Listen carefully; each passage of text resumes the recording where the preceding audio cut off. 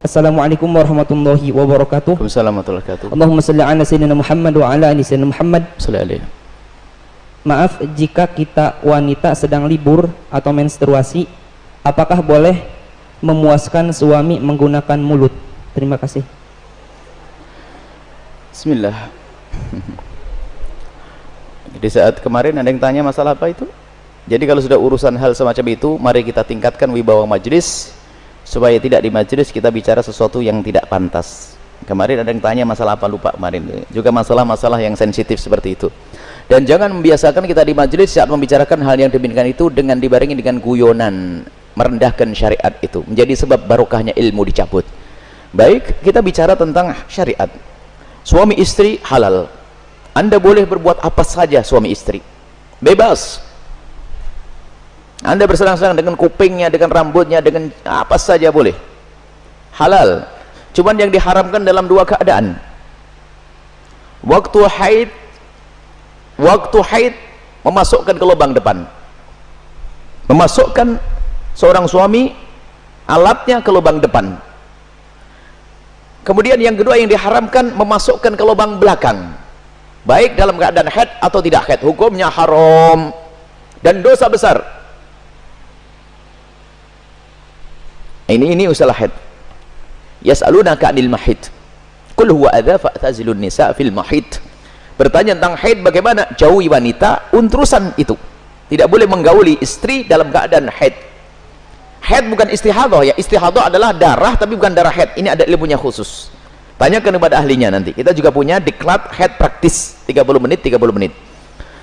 Kemudian selebihnya adalah Anda boleh bersenang-senang, boleh apa saja. Mohon maaf, jadilah wanita cerdas. Ini adalah ilmu yang mungkin jarang dihadirkan. Seorang suami yang soleh mungkin, seorang suami yang soleh, dia mungkin di luar melihat sesuatu yang diharamkan. Cuman dia orang yang menjaga diri. Astagfirullah, saya melihat aurat di luar. Karena dia seorang soleh, dia tidak mau menuruti itu semuanya. Karena itu adalah haram, maka dia tutup mata, pejam mata dan menjauhkan itu semuanya. Tapi dia seorang laki-laki normal, bangkit syahwatnya. Pulang ke rumah, istrinya mens. Istrinya ada halangan, ayo mau diapain? Ayo menjadi istri yang aktif, inovatif. Anda tidak boleh melayani suami Anda dengan sesuatu yang khusus itu.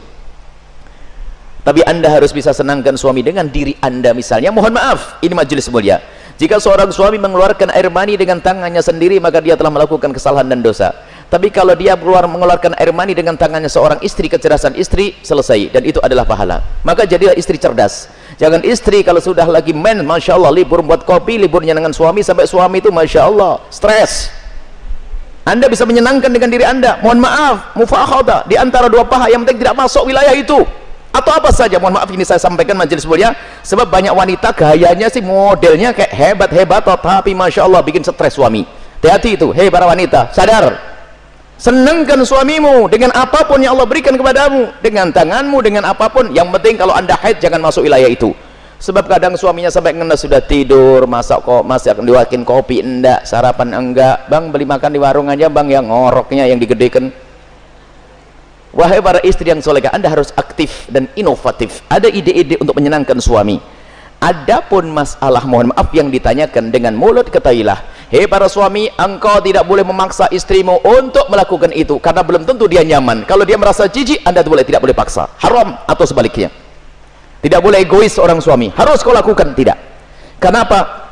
Mohon maaf, karena itu adalah wilayah yang bukan wilayah bersih. Wilayahnya orang dari makanan yang bersih dibuang lewat mana? Lewat itu. Akan tapi kalau memang ada orang, seorang wanita yang mau melakukannya misalnya atau sebaliknya, bagaimana, apakah boleh? Ketahuilah, di situ ada cairan yang najis. Air mani tidak najis, khilaf di antara ulama. Madhab Syafi'i najis, tapi cairan selalu najis. Maka kalaupun seandainya harus melakukan, mohon agar tidak ditelan. Karena itu adalah, jangan sampai karena itu najis.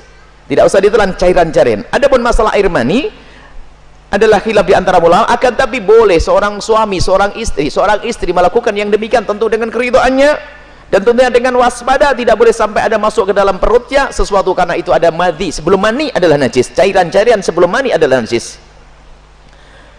Dan wahai para suami dan para istri, yuk kita melakukan sesuatu yang sesuai dengan petunjuk Nabi SAW, akhlaklah yang baik. Dan kenapa biasanya ada pertanyaan demikian ini? Karena apa? Naudzubillah, ada yang ditonton yang salah, gurunya salah, dari film-film yang ngaco itu ditiru, sehingga dia bingung untuk menyelesaikan urusan pribadinya dengan cara ini cara itu. Tidak ada cara yang lebih indah dari diajarkan Nabi. Seorang laki-laki duduk di perempatan istrinya, maksud duduk di atas perut istrinya, di atas ini, itu adalah cara yang paling bagus. Nggak usah macam-macam, petunjuk dari Nabi. Itu hanya gara-gara sering nonton film kotor, makanya banyak pertanyaan aneh, tapi pun harus dijawab, harus dijawab, selesai. Semoga Allah bisa menjadikan Anda orang yang bisa menyenangkan. Termasuk wahai para suami, mungkin ada seorang suami yang, mohon maaf, ada bermacam-macam sebab, ada ejakulasi dini dan sebagainya, tapi ketahuilah, jangan biarkan istrimu terlantar. Dia bisa senang dengan jemarimu, dengan tanganmu, dengan Anda, dengan apapun, dengan cumbuanmu. Jangan sampai menjadi seorang suami egois. Dan Nabi marah dengan seorang laki-laki yang mendatangi istrinya seperti binatang mendatangi betinanya. Nggak pakai muqaddimah, pakai minyak wangi dulu deh para suami, sikat gigi yang bersih, kemudian cumbu, rayu, seperti halnya engkau ingin melihat dia cantik, dia jaga, ingin melihat engkau paling tidak agak ganteng dikit deh. Kemudian lihat, seperti halnya matanya ingin melihat dirimu indah, telinganya juga ingin mendengar kalimat indah, dan juga hidungnya pun juga ingin mencium bau harum. Cobalah siap. Makanya sebelum pulang kantor itulah mampir pom bensin dulu deh, bersih-bersih pakai minyak wangi. Ini penting. Kemudian jangan sampai, mohon maaf, Anda puas, dia tidak puas, Anda zalim. Kalaupun Anda tidak memuaskan dengan itu, karena mungkin Anda punya sesuatu, sakit dan sebagainya, maka ketahuilah, istrimu adalah seorang wanita yang beriman. Dia tidak akan melakukan zina, akan tapi Anda harus bisa memuaskan dengan apapun, dengan tangan Anda dan seterusnya. Kalau dia mencari kesenangan dengan tangannya sendiri, wanita itu, dia dosa. Tapi kalau dengan tangan sang suami, tidak dosa. Mohon maaf, ini majelis mulia, dan jangan dijadikan bahan guyonan yang demikian ini. Ini adalah ilmu. Kadang-kadang begitu, suami cuek, mendatangi istrinya sudah nggak pakai muqaddimah, langsung selesai.